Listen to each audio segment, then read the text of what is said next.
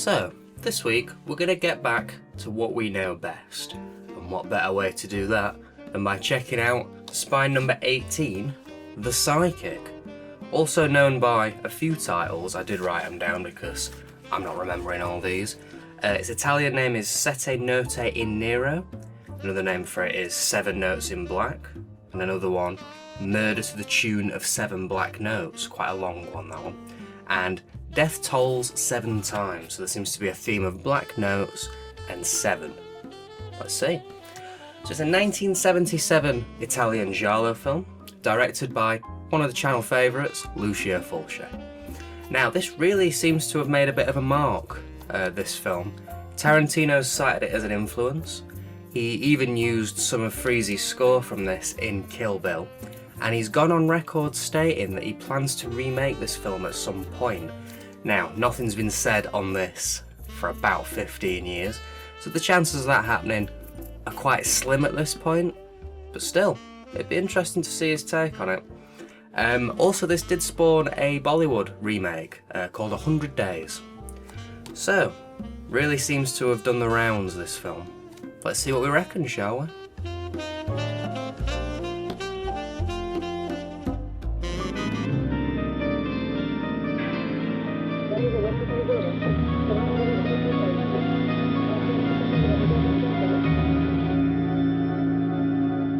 I've had 56 lovers, and haven't killed even one of them. I'm glad I did. The film follows Virginia, who, as a girl, had a premonition of her mother throwing herself off a cliff. Years later, and she's got a new premonition, this time about a dead girl trapped in a wall. Upon visiting one of her husband's scarcely used houses, her premonitions start to come true and the body of the girl's found. But who killed this girl and why? I thought this film was excellent. It's suspenseful, it's tense, and it's all very well put together. Now, it's no roller coaster ride of a film, quite a slow burner, but I was hooked throughout, and that introductory scene is one hell of a way to kick a film off.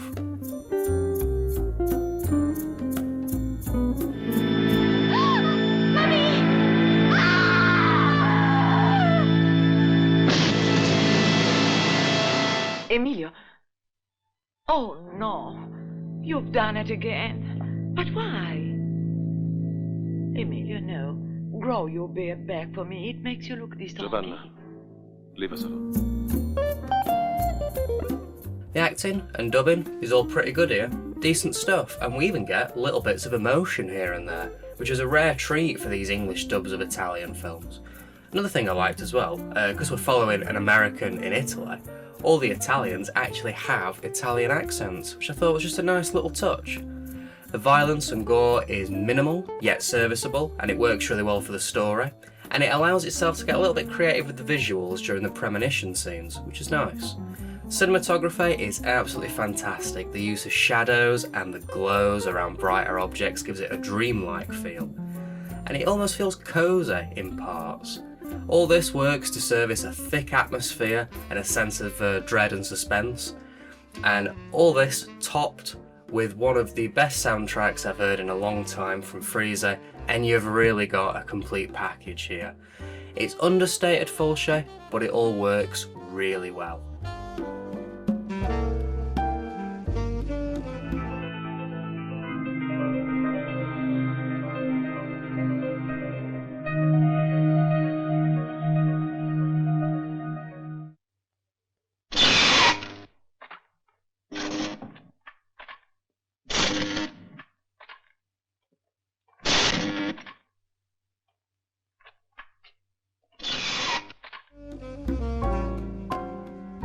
So for this I once again watched the English dub and it was all fine. The print was pretty damn good as well.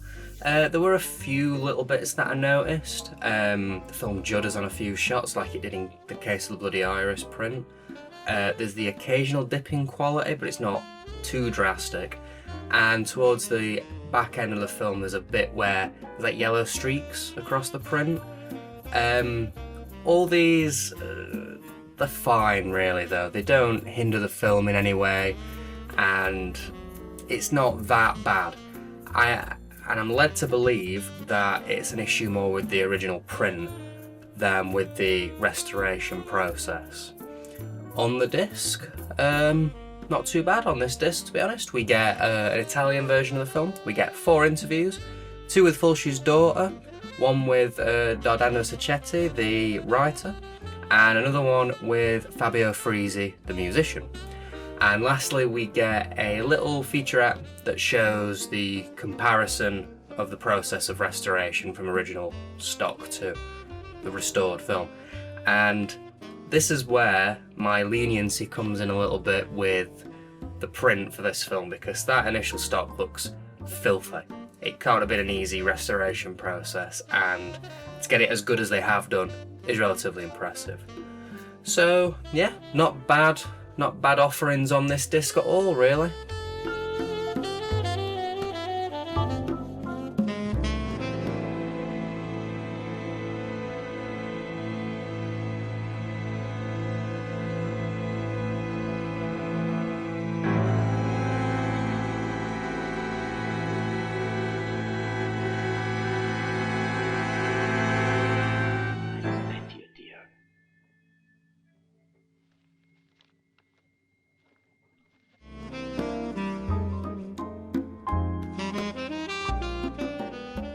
Okay, time for the case, and it's a bit of a strange one this time. So first off, it has this slipcover, and damn, is that image striking. So there's a write-up on the back of the slipcover, not got the best formatting if you ask me, it's a little crammed in, but it is worded ever so slightly differently on the case, which is odd. It's basically the same write-up, but worded ever so slightly differently.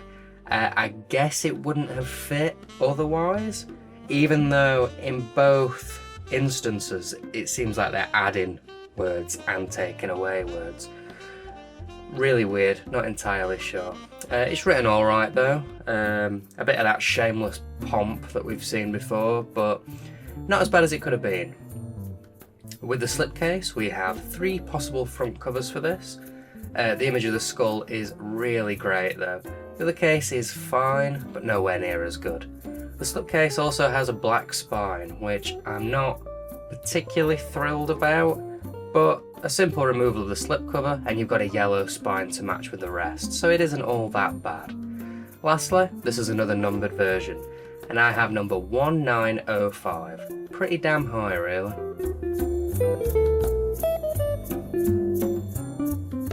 Overall then, I really enjoyed this one. This is the best one I've seen in a little while. It's got everything that you'd want from the genre. It's got atmosphere, suspense, gore, and an incredible soundtrack. I would definitely recommend this film. While I probably rank The Beyond and City of the Living Dead a little bit higher, I would definitely say that this is top tier Fulci. But that's just my opinion. I'd definitely recommend it though, and I'd recommend this this print as well. There's the odd DVD knocking about, like a 3-disc German release for the importing people.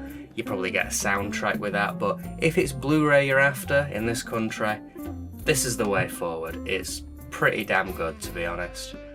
So yeah, pretty decent this episode. It was nice watching something that I thoroughly enjoyed for a change, because I've not really been digging these last few that much. Well, next episode, I'm definitely going to be enjoying the film because I've seen it before. Yes, we've got another rewatch, another re-review next episode. So, weirdly as well, the next one is the last disc in the collection so far. That's right, we're going to be rewatching one of my top 5 Vipco Scream Time films. Taking another look at Michel Soavi's Stagefright.